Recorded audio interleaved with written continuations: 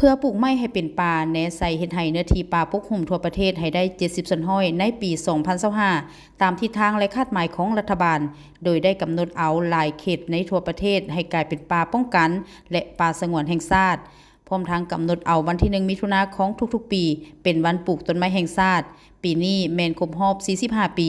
เพื่อเป็นการสุกยู่และส่งเสริมวันดังกล่าวพนักงานกระทรวงแถลงข่าววัฒนธรรมและท่องเที่ยวได้พร้อมกันสร้างขบวนการปลูกต้นไม้อย่างเป็นขบวนฟุดฟื้นขึ้นในวันที่1มิถุนายน2025โดยได้นำเอาต้นไม้อุตสาหกรรมและไม้ประดับมาปลูกไว้บริเวณเดินของตึกกระทรวงแถลงข่าววัฒนธรรมและท่องเที่ยวหลังใหม่ตั้งอยู่บ้านนาแคเมืองไสธานีนครหลวงเวียงจันทน์เข้าร่วมกิจกรรมครั้งนี้มีทานวันศรีกัวมัวรองรัฐมนตรีกระทรวงแถลงข่าววัฒนธรรมและท่องเที่ยวทานโพสีแก้วมณีวงศ์รองรัฐมนตรีกระทรวงแถลงข่าววัฒนธรรมและท่องเที่ยวทานนางบุญเฮืองรองประธานกลุ่มบริษัทดาวเฮืองจำกัดพร้อมทั้ง3องค์การจัดตั้งมหาชนเข้าร่วมกิจกรรมวันปลูกต้นไม้ของกระทรวงแถลงข่าววัฒนธรรมท่องเที่ยวซึ่งจุดประสงค์ของกิจกรรมครั้งนี้ก็คือเพื่อเป็นการเฉลิมฉลองสองวันก็คือวันปลูกต้นไม้แห่งชาติครบรอบ45 ปีและก็วันเฉลิมฉลองวันเด็กสากลซึ่งว่าในนี้ทางกระทรวงแถลงข่าววัฒนธรรมท่องเที่ยวร่วมกับบริษัทดาวเฮืองพร้อมกันในการจัดกิจกรรมการปลูกต้นไม้ดังกล่าวซึ่งว่าทั้งต้นไม้ดังกล่าวทั้งหมดนี่มีอยู่20ต้นซึ่งเป็นต้นขนาดกลางหาใหญ่เนาะซึ่งว่าพวกเราก็ได้สมทบกับบริษัทซึ่งว่าในนี้มีทั้งต้นจำปาเนาะแล้วก็ต้นดูที่พวกเราเอามาในครั้งนี้ซึ่งว่ามาสถานที่ก็คือแม่นตึกกระทรวงหลังใหม่เนาะเพื่อที่ให้ทางกระทรวงเมื่อได้รับการสั่งตั้งก็มีความร่มเย็นเนาะความร่มเย็นมีการว่าเขียวสะอาดเนาะฉะนั้นข้าพเจ้าก็เรียกร้องมายังทางทุกภาคส่วนก็คือสังคมพร้อมกันในการปลูกต้นไม้เนาะเพื่อให้ประเทศชาติให้มีความสดงดงามมีความเขียวเนาะแต่ทั้งนี้ทั้งนั้นสิ่งสำคัญที่สุดก็เป็นการปกปักรักษาเฮ็ดให้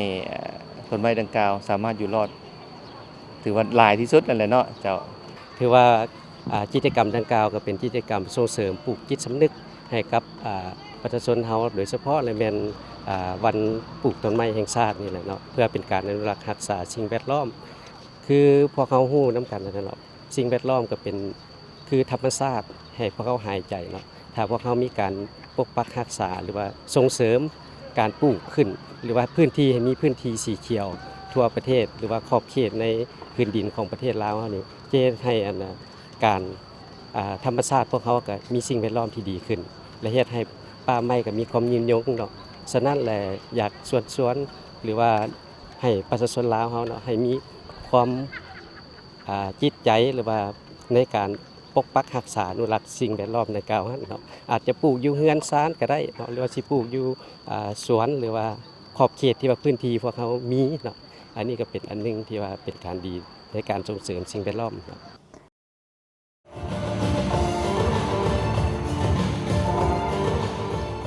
ในตอนบ่ายของวันเดียวกันที่โรงกายศิลป์แห่งชาติสหพันธ์แม่หญิงกระทรวงแถลงข่าววัฒนธรรมและท่องเที่ยวร่วมกับกรมกายศิลป์แห่งชาติกระทรวงแถลงข่าววัฒนธรรมและท่องเที่ยวได้จัดกิจกรรมที่มีหลากหลายการแสดงเป็นต้น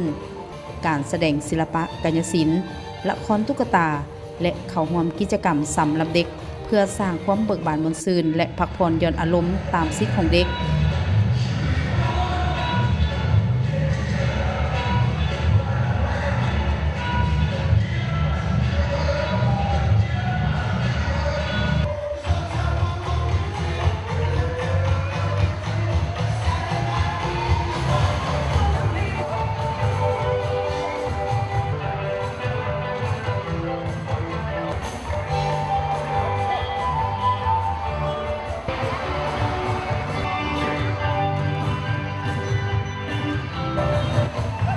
พร้อมเดียวกันนั้นก็เป็นการให้ความรู้เพื่อให้เด็กน้อยลูกหลานอนุชนและเยาวชนได้รับรู้ความหมายความสำคัญของวันเด็กน้อยสากล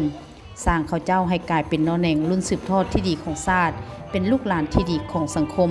กลายเป็นผู้ใหญ่ที่มีอนาคตอันแจ่มใสในมื้อหน้าทั้งเป็นการปลูกจิตสำนึกให้เด็กน้อย